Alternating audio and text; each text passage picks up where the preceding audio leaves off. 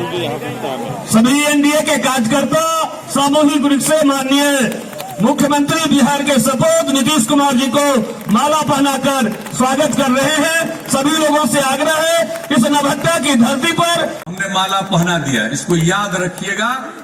और बहनें हमारी, हम उनसे एक आग्रह करेंगे, देखिए 23 तारीख को वोट पड़ने वाला, सवेरे तैयार होकर के वोट दीजिएगा। ऐसा ना हो कि तैयार हो गए जैसे रोज खाना बनाते हैं, खाना बनाने लगिएगा।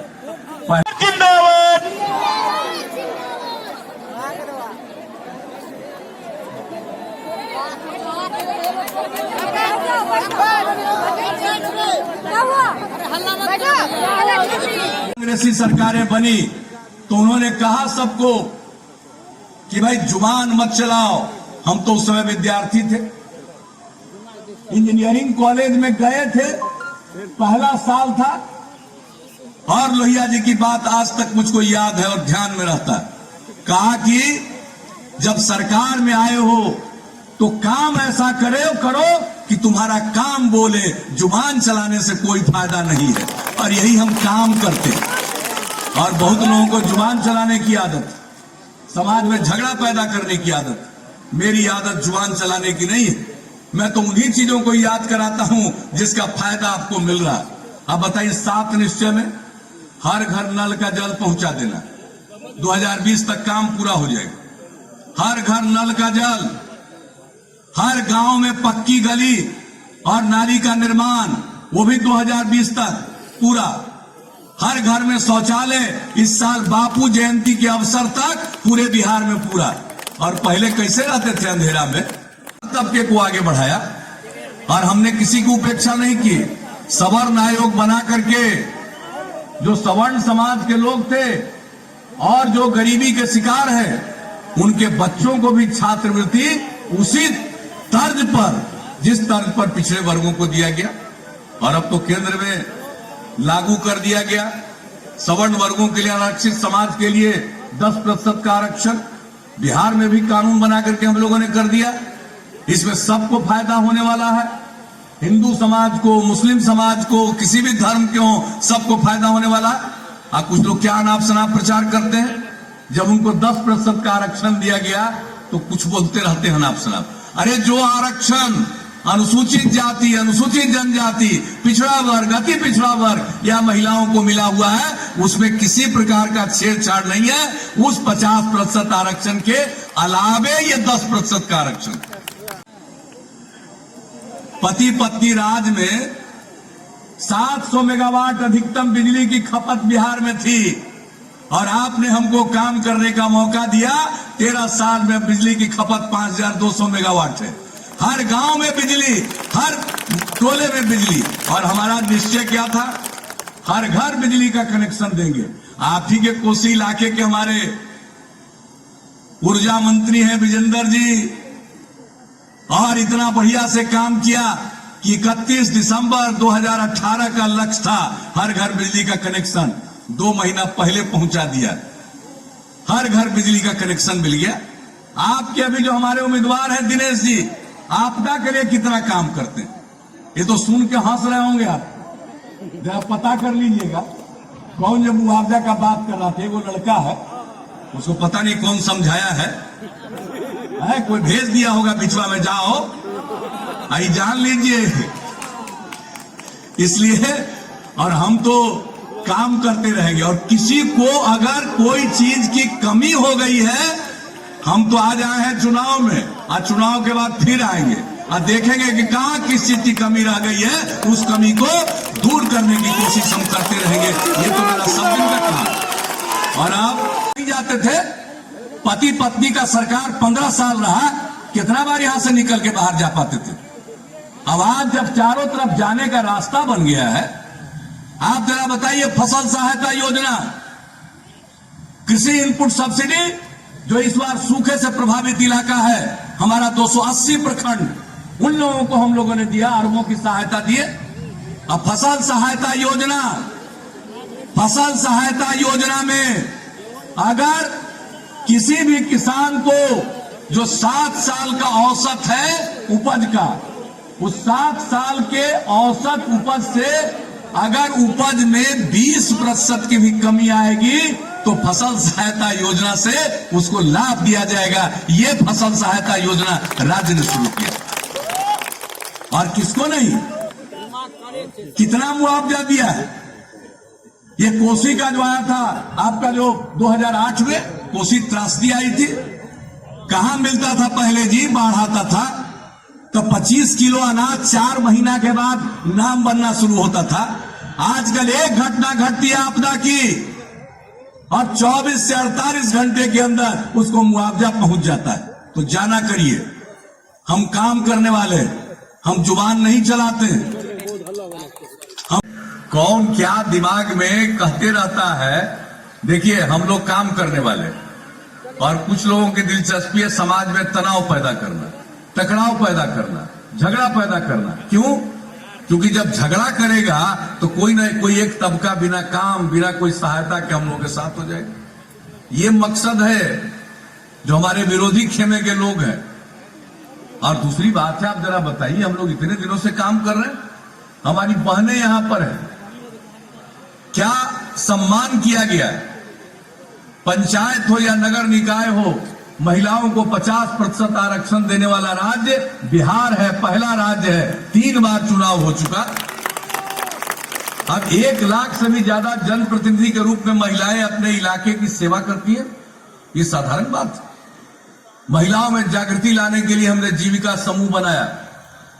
10 लाख स्वयं सहायता समूह का लक्ष्य लगभग 8.5 लाख बना चुके। 1 करोड़ परिवार जीविका समूह से जुड़ गई और उसमें कितनी जागृति आ रही है, कितने चीजों का ज्ञान हो रहा है, घर की आमदनी भी बढ़ती है और उसमें सब लोगों को।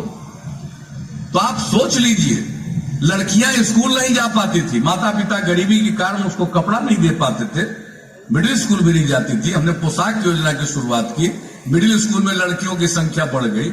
साइकिल योजना की शुरुआत की, हाई स्कूल में लड़कियां जाने लगी। कौन साइकिल लड़की चलाती थी? कोई सहरसा में चलाती थी, कोई पटना में चलाती थी। अब गांव गांव से लड़की साइकिल चलाकर स्कूल जाने लगी।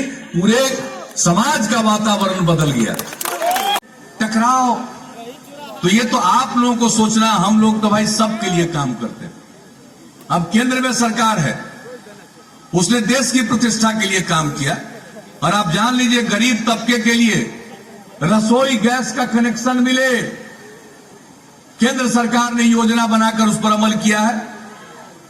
जो गोईठा लकड़ी पर धुआं का सामना करना पड़ता था, वैसे परिवारों को रसोई गैस का कनेक्शन देना, उसकी उपलब्धता कराने का की योजना पर अमल करना।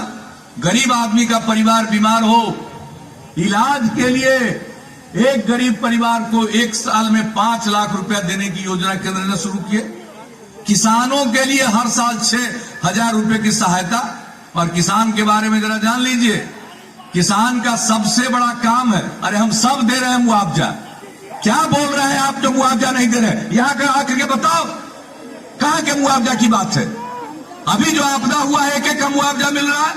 खाली बीच में चिल्लाने का आदत सीखे हो। एक आदमी हजारों आदमी के बीच में बार बार बोल रहे हो, मीडिया में छपने के लिए बोल रहे हो।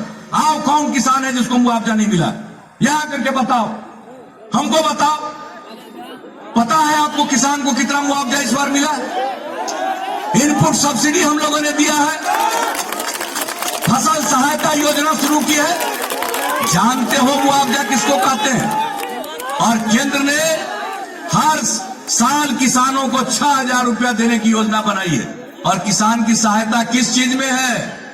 किसान की सबसे बड़ी सहायता है, वो खेती करता, कोई जात बिरादरी का हो, कोई धर्म मजहब के मानने वाला हो, खेती करता है तो खेती करने में उसको पैसा लगाना पड़ता है, पूंजी लगाना पड़ता है। अगर उसमें सरकार मदद कर दे तो उसका कम पैसा खर्च होगा और उसको फायदा बढ़ जाएगा खेती से।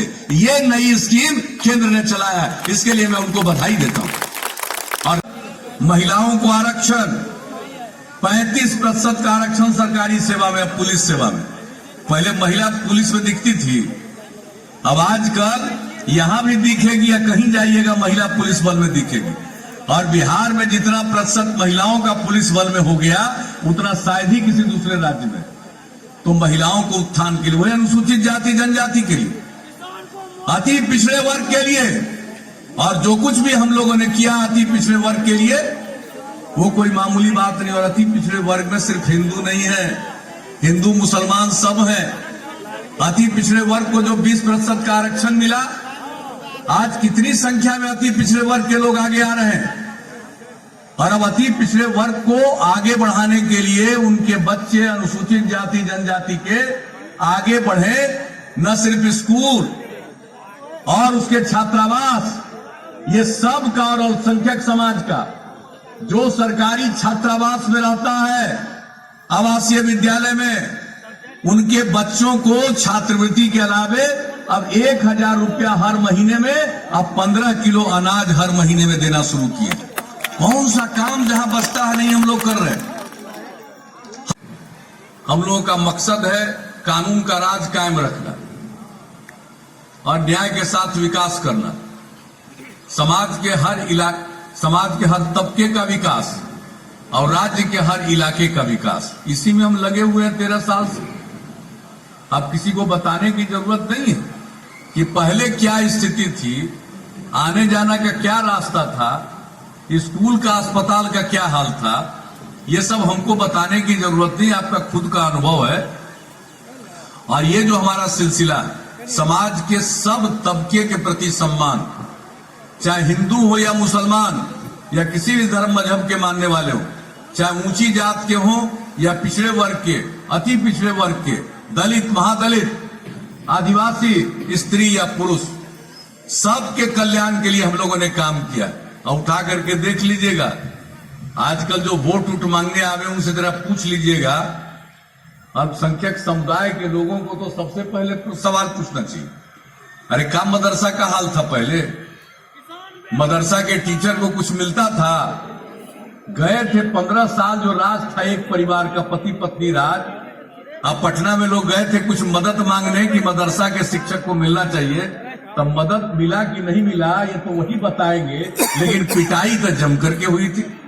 और जब हम लोगों का मौका मिला, जब हम लोगों को काम करने का मौका मिला, तो तत्काल हमने सहायता दी।